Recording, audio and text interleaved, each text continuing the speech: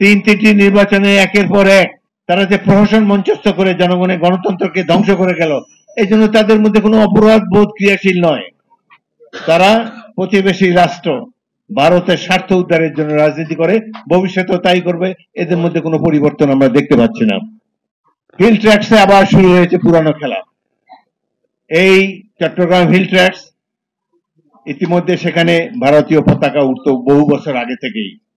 কেবলমাত্র শহীদ রাষ্ট্রপতি জিয়াউর রহমান তিনি সেখানে বাঙালিদেরকে পাহাড়ি এলাকায় পুনর্বাসিত হওয়ার কামলে জনসংখ্যার মধ্যে একটা ব্যালেন্স এসেছে, যার জন্য এখন আর তারা ভারতের পক্ষে স্বাধীনতা ঘোষণা করতে পারছে না।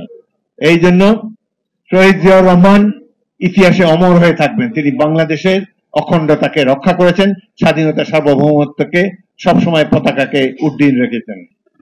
আজকে দেশের অর্থনীতি স্থবির, কেবলমাত্র প্রবাসী ভাইদের যে অর্থ সাহায্য রেমিটেন্স পাঠায় সেটার উপরে টিকে আছে এই অর্থনীতি। কোনো বিদেশি বিনিয়োগ, দেশি বিনিয়োগ কিছুই হচ্ছে না। তার মধ্যে বর্তমান সরকারের বিলাস বেসনের কোনো কমতি নাই। প্রফেসর ইউনূসকে আমরা সম্মান করি, তিনি দেশের গৌরব, কিন্তু রাষ্ট্র চালনায় তিনি সফলতার মুখ এখনো দেখতে পাননি।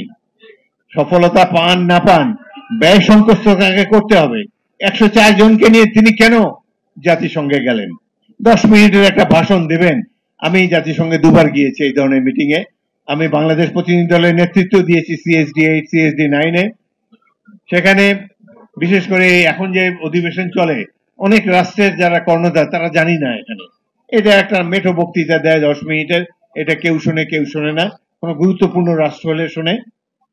এবং বিশেষ করে বাংলাদেশ যখন বক্তৃতা দেয়, দুঃখ হলেও সত্য, অতীতের সরকারগুলোর আমলে প্রেসিডেন্ট জিয়াউর রহমানের সরকার ছাড়া অন্যান্য যেসব সরকারের আমলে জাতিসংঘে গিয়েছে বাংলাদেশ প্রতিনিধি দল বক্তব্য দিয়েছে, ওই সময় লোকজন উঠে চলে যেত।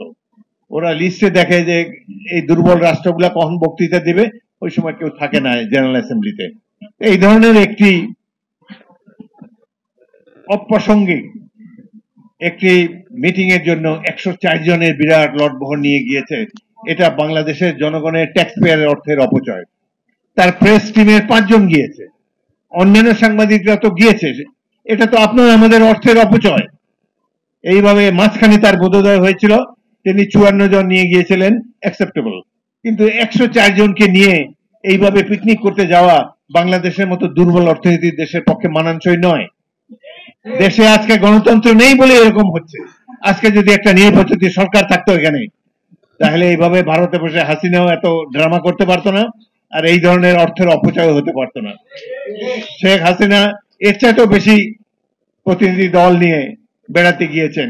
কখনো দিনের পর দিন বাংলাদেশ বিমানের এয়ারক্রাফট, কখনো ফিনল্যান্ডে, কখনো ইংল্যান্ডে, কখনো যুক্তরাষ্ট্রে বসে আছে।